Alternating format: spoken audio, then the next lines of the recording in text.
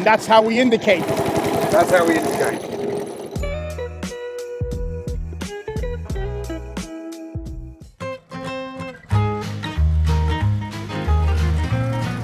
This is a 1906 Astahl. And yes, you heard that right, 1906. It's widely accepted to be French, although some say it could have been German.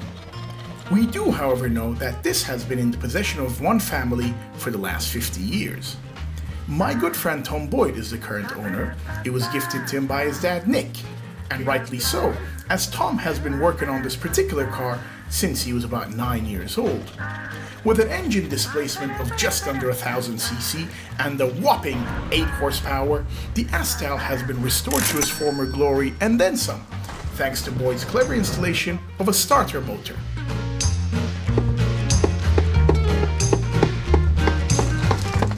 So what are you doing? Run it. Pressurizing the fuel tank. Okay. And then it's...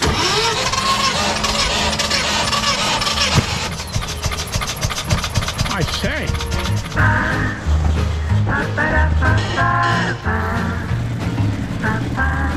So typically, how many of these would have been made? Any idea? The company survived for around 2 years. They may have made as many as 9 cars. Okay.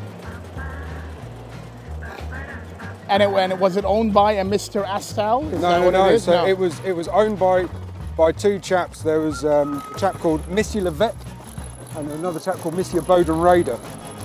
And Monsieur Levesque is quite an interesting character. He went on to build the Avion Levesque, the seaplane. Okay.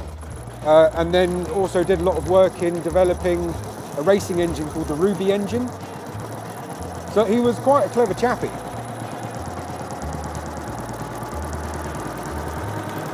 But it was, a lot of it happened around those sort of times. You'd buy an engine in, so this engine's come from the Dion Bouton. Okay. And then you'd kind of cobble a car around it and sell it on. A lot like what happens now, like you were saying about Mercedes and Renault, and you buy a platform. So most car companies would buy the engine, gearbox and back axle from the Dion. Okay. And then make a chassis. The Dion is a French company? The Dion was probably the largest engine manufacturer around this sort of time. I think in sort of 06 or 07 they were producing something like 20,000 engines a year. Okay. Huge numbers. They were going into everything from cars and trikes to pumps and all sorts. So a very successful car company or engine maker, and car maker. You know, they made cars and trikes. Indian and Harley Davidson, their engines are based on the Dion Bouton. Yeah. I mean, they were, cutting edge. Like I was saying, this engine was the first engine that they built with mechanical oil pump and mechanical inlet valve. Okay. So that would have later on become much more mainstream. Oh yeah. I guess, yeah. And then weirdly, no one really knows why, but the Dion then went back to an atmospheric inlet valve. So basically, as the piston's going down, it produces a vacuum in the bore and it just kind of goes and sucks in a bit of fuel and air. Well, it's ridiculously inefficient. It's strangling the engine. Yeah. So, most modern engines, the valves are actually opening before the cylinder gets to top dead center, or at least very close to top dead center.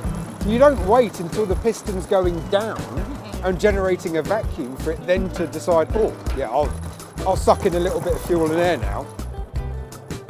Oh, you're good. Lovely roads, really. Yeah. And, perfect for this little car. Doesn't really like hills. So even this, we will now struggle to get up. Well, because you're talking about just under a litre and 8 horsepower? Yeah. So you can hear the engine labouring. So I keep it in fully retardant. So it's only firing as the piston's going down. So you're not, we might have to drop a cog here. Okay. That'd be all right. But that's the thing, it's not producing any horsepower, but it produces a lot of torque. A lot of torque, yeah. And the engine has internal flywheels that are incredibly heavy. I mean, there is no way I could actually deadlift the engine. I think we've got to the top of the hill.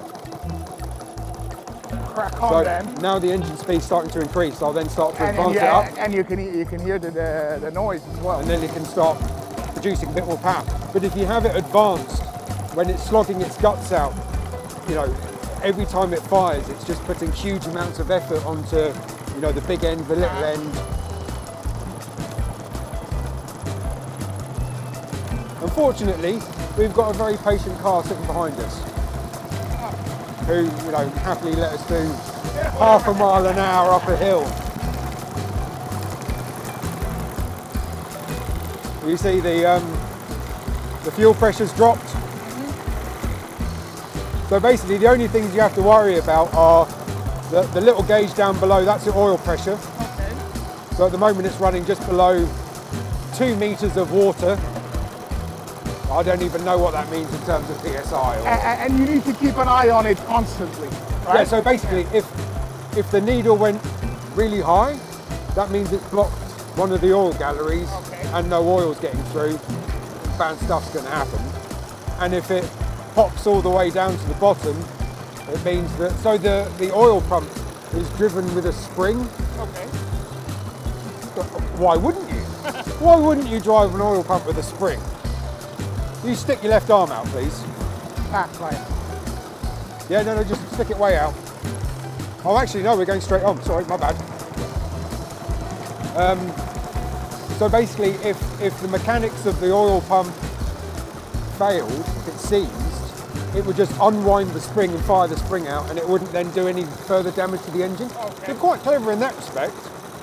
Apart from also, it's driven by a spring, which is a bit shit.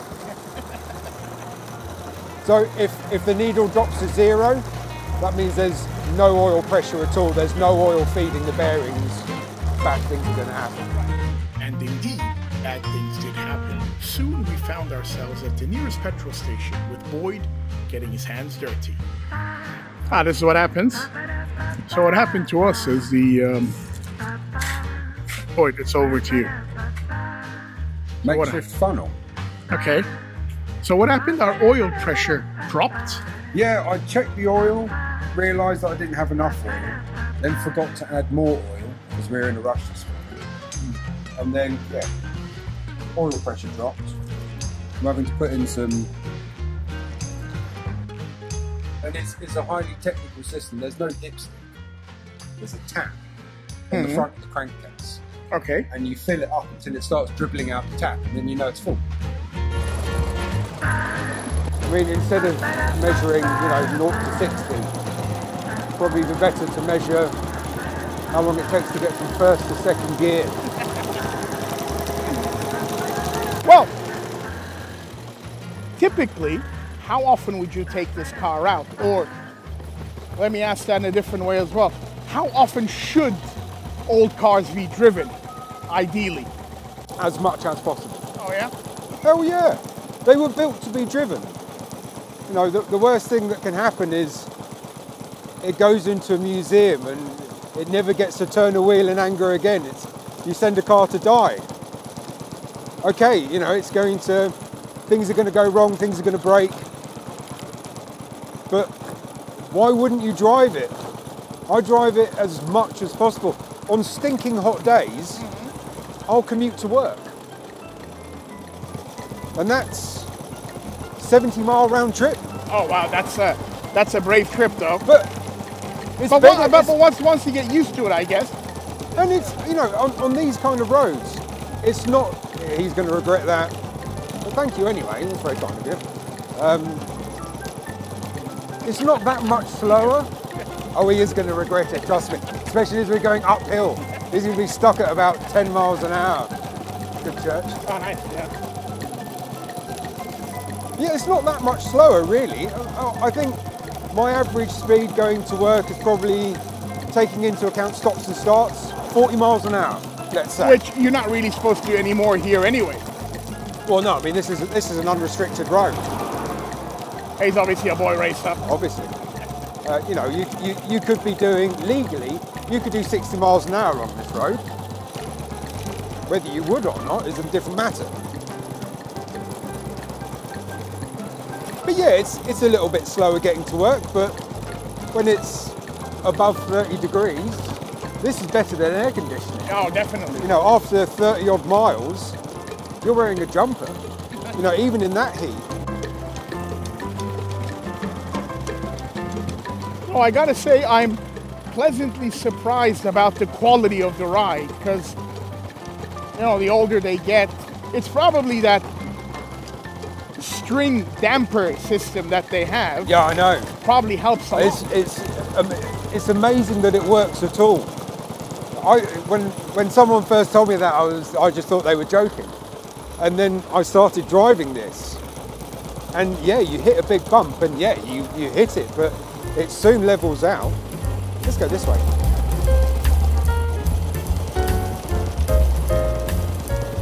Look at that. That's just wonderful. That really is. So things like the clutch is leather. Okay. So it's what's called a leather cone clutch.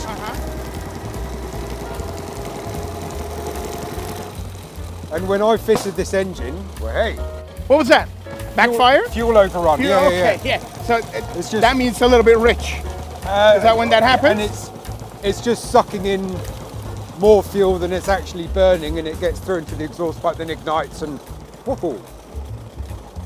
Oh yeah, leather cone clutch. So when I put this engine in, I had to use the clutch system and flywheel off the original engine. Okay. And I fitted it, but it was the original leather. So it was really hard, and it had done its lifespan. So I just thought, well, it's only a bit of leather. Like, how hard can it be? It's just leather and some copper rivets, and you cut a template to like a crescent shape and rivet it together, and Bob's your uncle. No. Much more complicated. Much more complicated. Yeah. First thing was, where'd you get the leather? So I thought, well, saddlers, they work with leather. Yeah. So I phoned up a saddler, and he was saying, no, we use a different kind of leather. Spent probably 45 minutes talking to me about, you need this grade of leather, because depending on where the leather comes from on the hide, depends on its qualities. So he said, what you need is a piece of oak tanned sole bend, which is the bit that they use for making soles of shoes. Okay. So then, go to shoemakers. No one can help me because they all buy pre-cut sole blanks. Yeah. I ended up talking to a chap who was an orthopedic shoemaker. Yeah, sounds like your project until now was a bit out of time. Yeah. As in, everything's just being produced, mass-produced, and cut to shape. You can't really get the raw material that you need. No, but I spoke to this chap. Turns out he was 15 minutes away from my workshop. I said, do you have a piece of 6mm thick oak tan sole bend? Yeah. He went, yeah, thank you. Oh, woof, woof. And I turned up with the pattern. He cut a piece out. I said, oh, what do I use? I'll call it a tenner. Simple enough. And it works a treat. So you use this stuff called, can't find it, grind it. You use this stuff called neats for oil, which is what they use on leather tack for horses to keep the leather supple. So when the clutch starts grabbing a bit, you just paint a bit of this oil on, and then if you put a bit too much on, the clutch is a bit slipping for a bit until it throws it away, and then it settles back down again. And you actually achieve a bite point. You've got feel on the clutch. It's a piece of leather. But how often would that go wrong? So for example, would you have to fix that again in the next year or so, or is that something that happens more often? Let's put it this way. I replaced the old one because it was 105 years old. Okay. Kind of guessing I'm never going to have to do it in my lifetime. But I had to strip the clutch out the other day. You might have seen the video that I did. Yeah. Because the bolt was unwinding. Okay. And I had to strip it all down. Yeah. And take the clutch out. And as I took the clutch out, I thought, well, now's a good time to check the leather and see how it's bedding in and see how much has worn away. You can see the contact patch is about 3/4 of the width of the clutch. So it hasn't even started working across the whole face of the leather. It's got probably, if maintained, generations of life left in it. So with that in mind, how often would you need to service it? And what's a service here? Just your regular service, water, air filter? Air filter? Is there an air filter? No. No? Okay. So it's oil, water, gearbox oil, back axle oil. Tires, how often do you need to change your tires? Front tyres are probably getting to the point of being lifed out. Not because they're overly worn, but they're now 10 years old. Okay.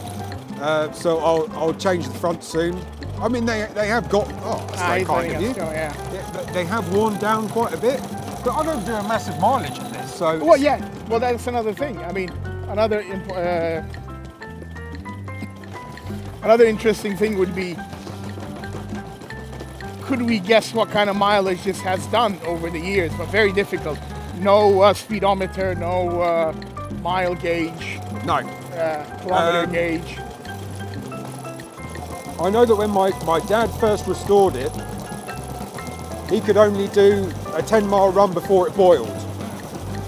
He thinks he did about 300 miles the entire time he owned it.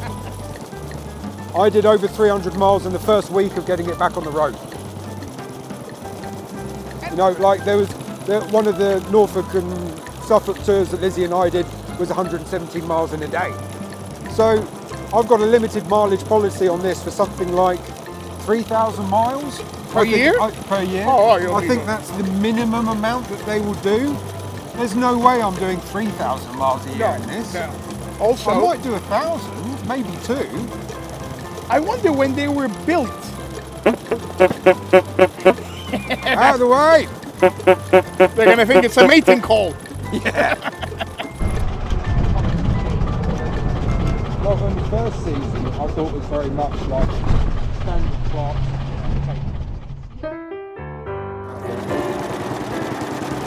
And that's how we indicate. That's how we indicate.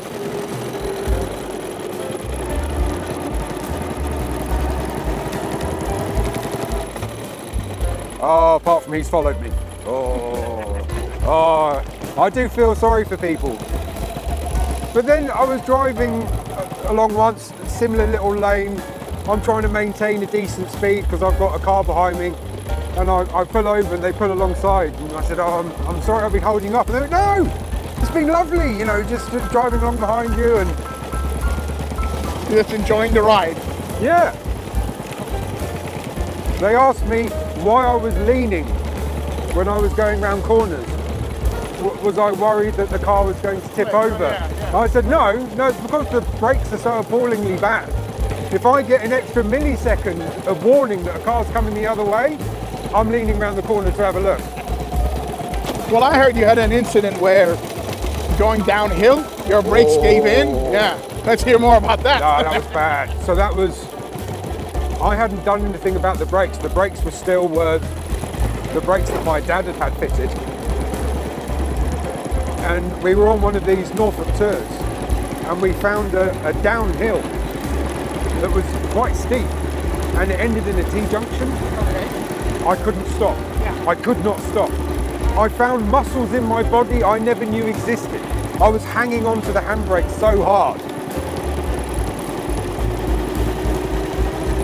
Since then I found out that you've got loads of different brake lining materials. And the one that had been fitted was a more efficient brake lining material, so it had better braking power, but only when the brake could apply more pressure. Okay. So for a hydraulic system, it would have been a much better brake liner. But because this is rod operated, you can't apply that much pressure. Okay. So I went for a woven material, which was, you know, as close as I could get to what would have been fitted originally. So even though on paper it was a less efficient brake liner, it actually works more efficiently at the pressure that I can generate. Okay. Since then I haven't had a problem. It brakes quite well. Apart from, you know, in the wet. Yeah, that I can imagine is not... Because you've only got brakes on the back axle. So, you know, the last thing you want to do is brake hard and then lose the back end in the wet. No need for that.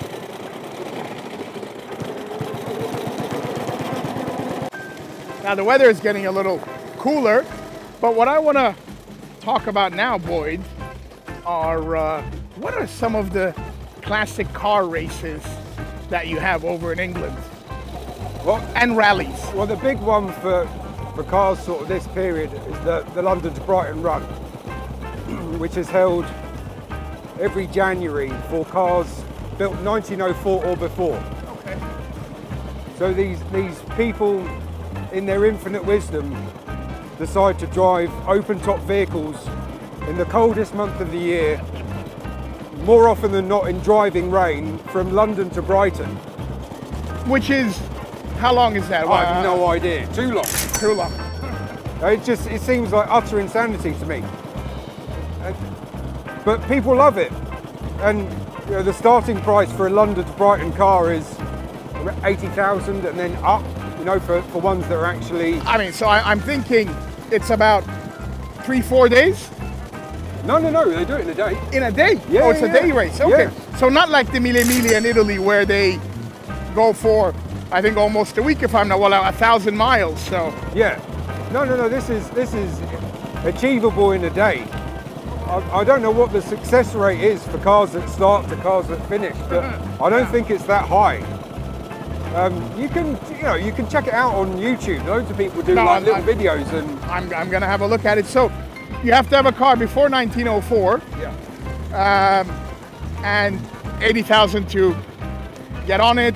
There's probably quite a queue to get on that race, is it? Because it's like that for the, again, referring to the Mille Miglia.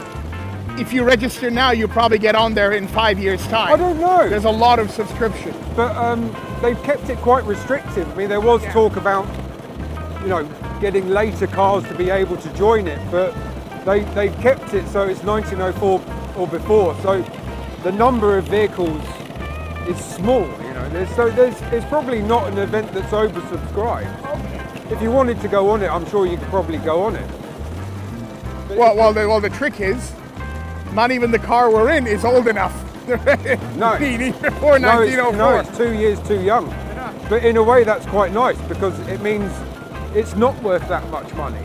Yeah. You know, so you don't have to think, oh, you know, if I got into a prang, I'll be writing off That's also X true. amount of money. But I think with cars like this, it's more about the, well, for example, the sentimental value to you is huge. Yeah. Because it's essentially a family heirloom that was passed on from your father. My first ever drive in a vintage car was in this car when I was 8 years old. Yeah. And my dad drove me to the Angel, down the city road. Well, that's quite brave. Right? Past, you know, round Old Street Tube Station, Moorgate, and then back home. And like the city road, you drive past the Eagle pub. You know the nursery rhyme? Yeah. Up and down the city road, in and out the Eagle, that's the way the money goes, pop goes the weasel. No, I don't think I know it. Can you sing it a little bit for me? Well, the pub's still there, on the city road. Okay. And it was all about people, you know, getting their pay packet, going in the pub, getting an absolute lash up, losing all the money. But yeah, we drove past the Eagle pub, and it's one of my clearest memories from being a kid was going out in this car and you know, driving down, you know, past the Angel and Old Street and then so yeah, I mean this car has a huge amount of history. And like I was saying that, you know, Dad went to night classes to learn how to make the chassis. Yeah. And he's, I mean, you know him, he's not the most mechanically minded person. Well, he's very good with human bodies. Yeah. You know, he was a good surgeon. Yeah, absolutely. But when it comes to mechanics, he was useless, or is still useless. But then that's how, you know, I started earning pocket money by cleaning his cars. Yeah. And then cleaning went, you know, from just cleaning to oiling, Light greasing. mechanical work. Yeah. Servicing. Yeah. I think I changed my first clutch when I was 9 years old. Yeah. And I'm incredibly lucky because there are people that I know who have inherited their father's car, but it was their father's pride and joy. And they were never allowed anywhere near it. They weren't allowed to drive it. So they have no idea about how it works or how to maintain it. Whereas, yeah, I got brought up with it from years. Well, yeah, you grew up with it, and it's kind of in the DNA, really. It really is. And, yeah. And then I guess this goes on to your son Felix when the time comes, which would be fantastic. I sincerely hope so. I can't wait to teach him how to drive. I mean, just imagine that. 3 generations. Yeah. Owning not only the same car, but a car like this, a car that's this old. And so the chap who found it, this chap called Dr. Tom Gardner, Right. found it in a field in North London and saved it. Friend of the family? No, No. just like an acquaintance of my dad. Okay. And he passed away, and his wife knew that my dad liked old cars, and she asked him just to take it away because she wanted to sell the house. So chances are Dr. Tom Gardner didn't buy it from the farmer. Right. He just persuaded him to rescue it. Then his wife gave it to my dad. My dad then gave it to me. Money hasn't passed hands on the ownership of this car. Yeah.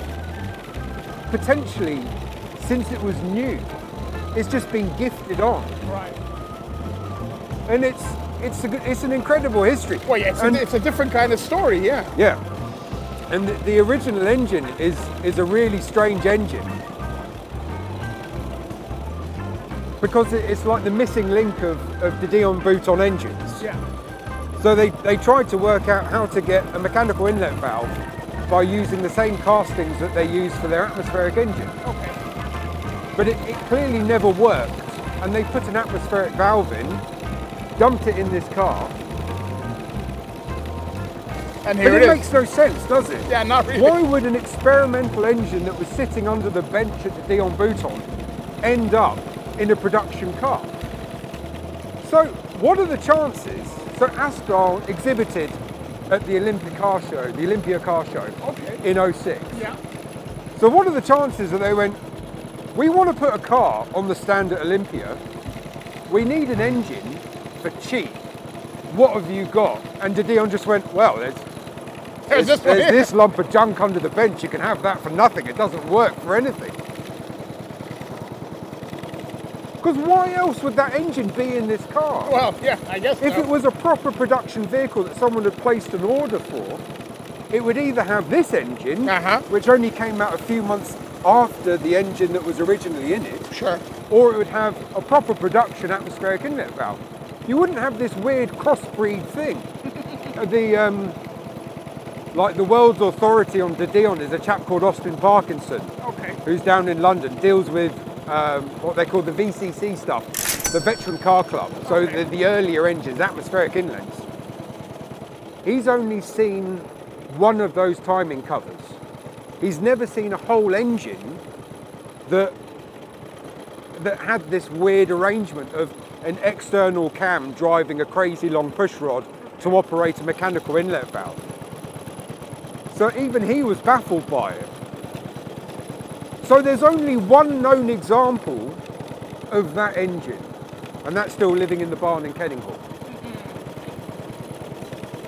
So there's a chance that this car was the car that was exhibited at the Olympia car show 1906. I wonder if you can find that out. Someone then bought it because they didn't want to ship it home. Any chassis numbers you can track? The chassis was too far gone. And there's no records for the company. Yeah. The company just evaporated into thin air like so many of them did. Of course, yeah. I mean, they were around for 2-3 years, right? 2 years. Yeah. Which isn't unusual. There were loads of little Loads car of them companies. opening and closing up. And let's not forget, cars weren't a common No. thing in those days. No. You had to be very wealthy. You had to be brave enough to get one. Even if you got one, was there a petrol station nearby? Yeah. And you said this runs on Unleaded. unleaded. So Because before leaded fuel was invented. Even. Yeah. Yeah. So you don't have to worry about fuel additives or hardened valve seats or any Yeah, of that nonsense. yeah.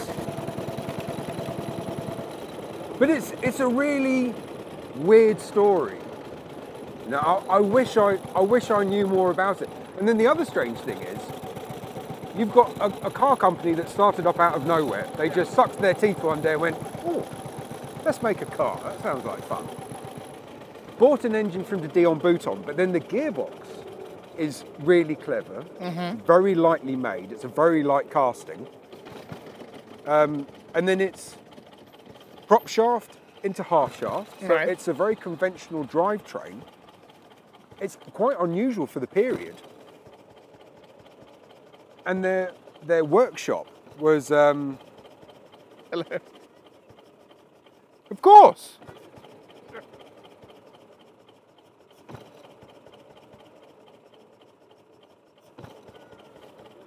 Have a lovely day. Their workshop was set up right next to I'm a sorry about company that. I often get recognized on the roads like this. yeah. I think He was such a media superstar these days. It's because you're an influencer. So they set up their workshops right next to a chap called Louis Delage. Do you know they recognise the name Delage? They were quite a big car company. okay. So Louis Delage left French, I'm presuming. Yeah. Louis Delage left Leon Peugeot in 05, 06, set up his own workshop, and then started building Delage cars. Delage went on for a very long time, very successful car company.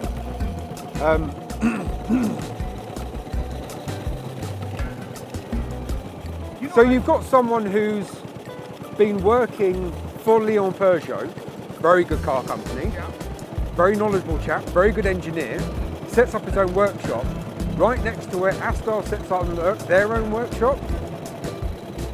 I would lay money that a lot of these engine components, well, not the engine, but the gearbox and back axle aren't anything to do with Astahl.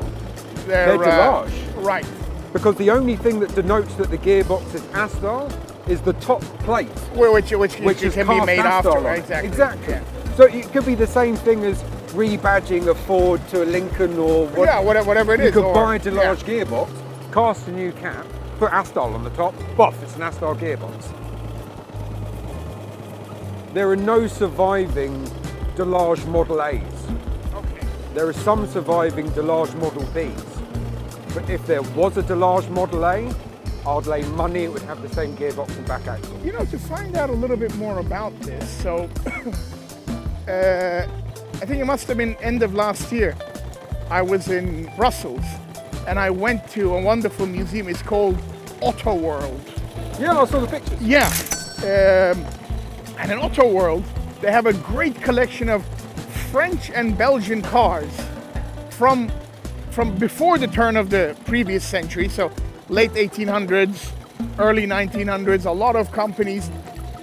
So it'd be interesting to take some photos of this and write to them and say, look, we're trying to find out a little bit more about this car. What can you tell us about it? If you could. Yeah, I'd definitely be very I'd love interested. Because being originally French, you know, then becoming a more of a British mark, let's say, you know, they might know a few things about it. That would be really interesting. Yeah, so if this car had been sold in France, it would have been called an Elbe. Elbe, yeah, that's what, yeah. Or a Le Bay or something like that. Le Bay. And I think it was a mixture of Lebec and Bodenrader. I think they mixed up the two parts of their names and came up with Le Bay. By the way, this is a dual carriageway, right? Like 2 lanes. 2 lanes, that's Oh, what yeah, I meant. yeah. Welcome to Suffolk. Yeah. But How many cars have we seen? Well, that's also One true. person who asked to take a picture of the car, that's Yeah. it. Of me, you mean? Or you, sorry, yeah. But there's like the world's authority book written by a chap called Giorgiano lists Astahl as German.